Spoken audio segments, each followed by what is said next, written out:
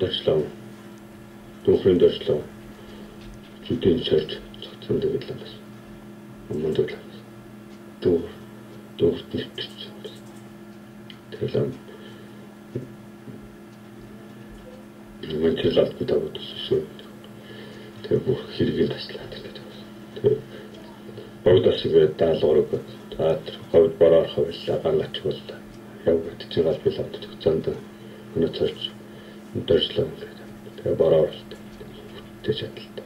Сүрүү хоргон гэж найртар мэтэй сүрүү хоргон мөнчл алтантай шүүх болоод тэгээ сүүл тавхисуулт нөхнөх дээр ингээд тасаад байна. Тэгээд танарт хэлэх үгүй байна. Надад юу хэлэх юм ширгүү гэлтэй. Намайг хамгийн сүлдэнд бодчих. Бүдэн гэх юм багш. Тэгээд нэсэнгээ бодох юм байна. Дээрэл тэгсэн манад лам дээр очив. Бонохос таах. Хөөхгүй улаачгаа бэлоод дарч. Тэгээд мэтэл цоцондоо цаг нь өсөө сүрүү ороо тайл. Тэгээ бодлоо. Сүрүү ороо гэж дүүр сүрүү ороо гэж заа. Тэгээ өчтөнд ихэн дүүждэг. Тэгээ бүх нүд даам чих хамар хоолой мөр ингээ боглогын бүх юмыг очир гэсэлгээд хийгээгүй.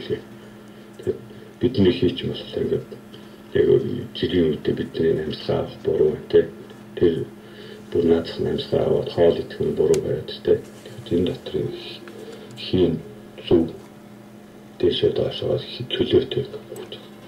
Тэгээ эцгийн туслууд нь ингээд байд зүг байх. Тэгээ тэр нэг хүүхдээ ингээд солигдож штэ. Энэ юм болгоно ингээд бэлсгээд хэлж байгаа. Тэгээ тэр өндөр очоо хэлц тэгээд товоож томоочуд тогтстоороо хүрээлсэн гэдэг жанхаа лайлангаа болох юм. Яаж хүүхдээ тэгээд ингээд тэгээд материалтай нэг бодлоо л номшоо хүмүүсд хам тэсэмлэн дэрс дүүр өндөд